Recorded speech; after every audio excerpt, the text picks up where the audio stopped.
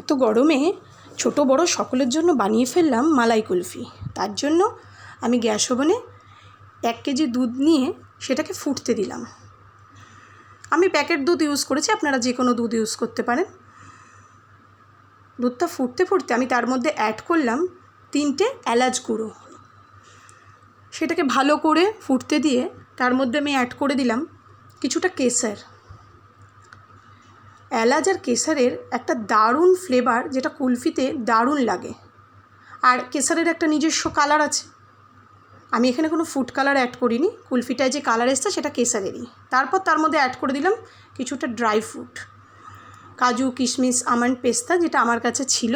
আপনাদের ঘরে যেটা থাকবে আপনারা সেটাই অ্যাড করতে পারেন। করার পর দিয়ে দিলাম 75 গ্রাম চিনি। আমি এখানে 1 কেজি দুধের জন্য 75 গ্রাম চিনি ইউজ করেছি। তারপর ভালো করে ফুটতে দিলাম। আমার এখানে মিনিট 20 মতো সময় লেগেছিল। ভালো করে ফুটে দুধটা যখন হাফ হয়ে এলো তখন আমাদের মালাইটা রেডি। তারপর আমি কিছু ছোট ছোট চায়ের কাপ নিয়ে নিয়েছিলাম। এগুলো আমার ঘরে ছিল, তাই আমি এগুলোতেই বসিয়েছি। আপনার ঘরে যদি আইসক্রিম মোল্ড থাকে আপনারা সেটাতেও বসাতে পারেন। এগুলোর মধ্যে দিয়ে দেওয়ার পর আমি ভালো করে ওপর থেকে ফয়েল পেপার দিয়ে র্যাপ করে দিলাম।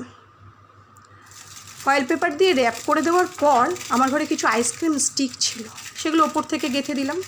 আইসক্রিম স্টিক না থাকলেও কোনো ব্যাপার না, ঠান্ডা হয়ে গেলে সেটাকে ছুরি দিয়ে কেটে নিলেই রেডি। তারপর সেটাকে আমি আইসক্রিম স্টিকটা গেঁথে দেওয়ার পর 6 ঘন্টার জন্য ডিপ ফ্রিজে রেখে দিলাম।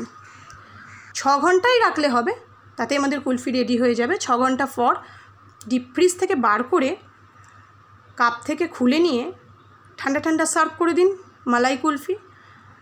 আমি আমার ছেলেকে দিয়ে বললাম, বাবু খেতে কেমন হয়েছে? তার উত্তর আমার ছেলে বলল, খুব সুন্দর লাগছে খেতে, একটা আলাদাই টেস্ট হয়েছে এখানে, মানে পুরো ফিলিংটা খুব সুন্দর হয়েছে। পেস্তা, বিভিন্ন টাইপের ড্রাই ফ্রুটস, মানে একটা আলাদাই টেস্ট লাগছে।